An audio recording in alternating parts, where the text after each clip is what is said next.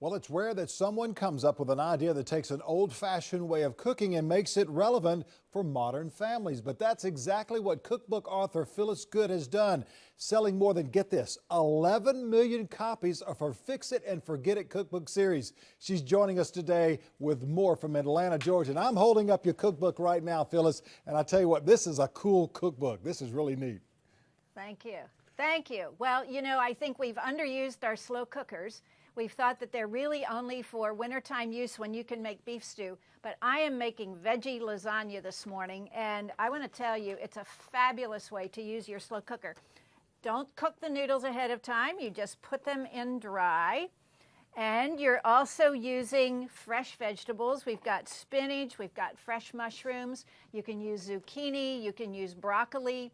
And so you're using seasonal food, you're cooking nutritionally, and really it takes very little expertise and skill. If you don't have much confidence in the kitchen, it's perfect for you.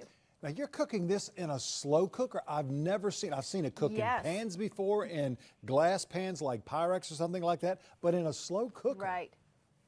It's true, and it's so perfect when it's done. This is the way it looks when we're finished. So that just looks like very appealing lasagna. And these are the kinds of recipes that we've featured in Fix It and Forget It, Slow Cooker Magic, and it does seem almost magic. Very little time required. If you aren't quite at home in the kitchen, this is the kind of recipe you can do and feel like a very smart cook. You know, one of the things that I was going through your book, and the recipes are so very easy to follow. One of the ones that just grabbed my attention right off the bat was the apricot salsa salmon. That is just ridiculously delicious looking right off the bat. It is, and you know, we don't think of doing seafood in a slow cooker, but it is possible. You have to handle it carefully because salmon is delicate. Any kind of fish of that sort, you don't want to overcook. So follow the recipe carefully, but in some cases we start by cooking the ingredients that require more time. We put them in first, let them cook for several hours, and then you add the salmon in this case near the end. But hey, if it's been cooking otherwise all day, you come home, set the salmon in, maybe it takes 20 minutes. That's all the time you need to put a salad together that you want to serve along with the meal anyway. So you've got your complete meal perfectly prepared at the time that you walk in the door and everybody's pressured and hungry and wanting to eat immediately. Absolutely. I'm holding up your cookbook again. You've sold 11 million copies. How can that be?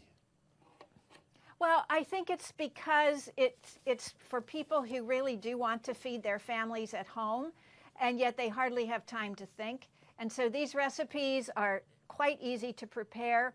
I tell you all the things you need to know, how long it will take to prepare, how long it will take to cook, so you can plan your day. The ingredients are so readily available. You see what I'm using here. It's the kind of thing that you already have in your kitchen, probably in your pantry, or you know exactly how to find it.